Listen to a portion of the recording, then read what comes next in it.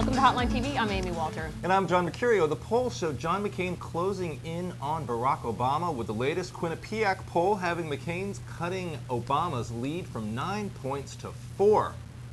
4 points, Amy Walter. I heard that. Yeah. That was followed by a Los Angeles Times Bloomberg survey that cut Obama's lead from 12 points to just 2.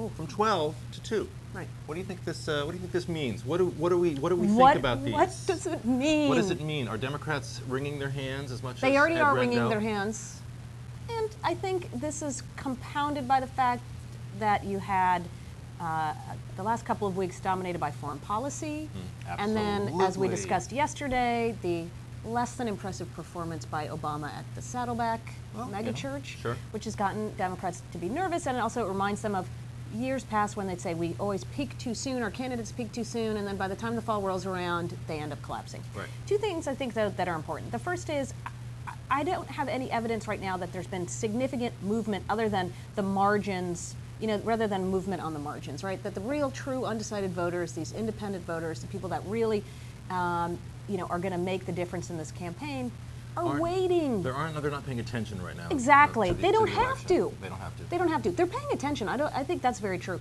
But I think that they're consciously sitting in undecided because they do want to see what Obama does at this convention. They do want to see McCain at his convention. They want to see who they pick. Absolutely. And they want to see these debates. Right. And I just don't think we're going to see anything significant happening unless they're, you know, in the polls we until then. We tend to sort of reinvent the wheel. We forget that this is a 50-50 nation. We forget that the past 2 elections have been decided by fewer than 3 points. The 2000 election, of course, by much fewer than that.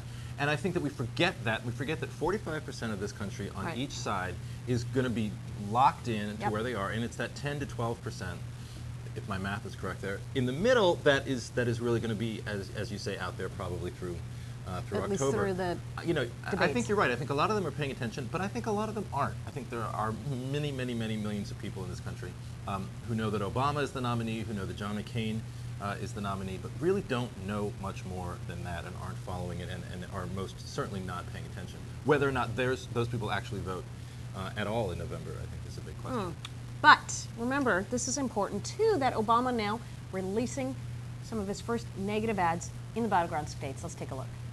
I don't believe we're headed into a recession. Well, I think we're absolutely in a recession. I sometimes struggle just to get the essentials, you know, the milk, the bread, the eggs. There's been great progress economically. The economy's in a rut. We have had a pretty good, prosperous time with low unemployment. The way the economy is, it is the bleakest of times. I'm worried.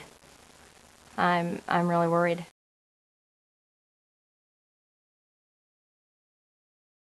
I'm Barack Obama, and I approve this message. All right. Wow. Yeah. Good well, stuff. John. Good stuff, Obama. There's been a lot of chatting this week about the fact that Democrats think Obama has not been hitting back hard enough. Is this going to do the job, and does it matter? Yes. Look. Okay. Augusts are always hard, you know, for Democratic nominees. August was terrible. This is when Swift Boat started in 2004 for McCain. The Democratic nominee, Obama, is struggling, I think, against Democratic fears that he's not hitting back hard enough. This fear that he ran a different type of campaign to be a different type of candidate, a different type of president, post-partisan politics, scares a lot of people because they don't think he's going to be able to run the type of campaign he needs to do to win. I ultimately think he does need to. I think these ads are effective because I don't think there is a backlash. We didn't see the backlash when he would go negative against Clinton in the primary. He didn't maybe go as negative as he could have, but the backlash doesn't exist. I think that Americans are of the mind that they would love to have somebody talk like Obama about post-partisanship, about the lack of bitterness, but they buy into negative ads at the same time. It's a contradiction, sure, but Amy, life is full of contradictions. Oh my gosh. Life is full of them.